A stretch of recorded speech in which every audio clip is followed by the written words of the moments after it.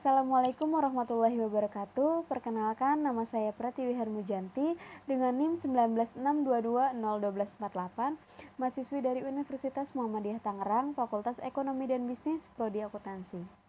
Di sini saya akan menjelaskan materi tentang Research Based Theory atau RBT, merupakan suatu teori yang membahas mengenai sumber daya yang dimiliki perusahaan dan bagaimana perusahaan tersebut dapat mengolah dan memanfaatkan sumber daya yang dimilikinya dengan baik, menurut Bontis et al. Tahun 2000. Menurut Riaihi Belkhaoui tahun 2003, Research Based Theory adalah teori yang membahas sumber daya perusahaan dan bagaimana perusahaan dapat mengelola dan memanfaatkan sumber daya.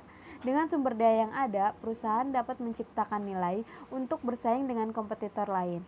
Research Based Theory berpandangan bahwa perusahaan akan mendapatkan keunggulan kompetitif dan kinerja optimal dengan mengakuisisi, menggabungkan, dan menggunakan aset-aset vital untuk memperoleh keunggulan kompetitif dan kinerja optimal.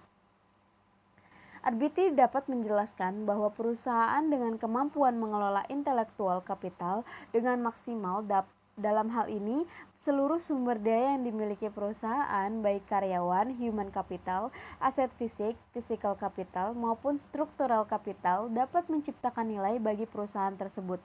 Asumsi dari teori ini adalah bagaimana perusahaan mendapatkan nilai tambah atau value added dengan mengelola sumber daya yang dimilikinya sesuai dengan kemampuan perusahaan. Penciptaan nilai tambah bagi perusahaan akan berpengaruh terhadap nilai perusahaan, menurut Barney tahun 1991. Salah satu variabel yang memiliki keterkaitan dengan Research Based Theory adalah variabel competitive advantage. Research Based Theory memandang perusahaan sebagai kumpulan sumber daya dan memiliki kemampuan. Perbedaan sumber daya dan kemampuan perusahaan dengan perusahaan pesaing akan memberikan keuntungan kompetitif. Kemampuan perusahaan dalam mengelola sumber dayanya dengan baik dapat menciptakan keunggulan kompetitif sehingga dapat menciptakan nilai bagi perusahaan.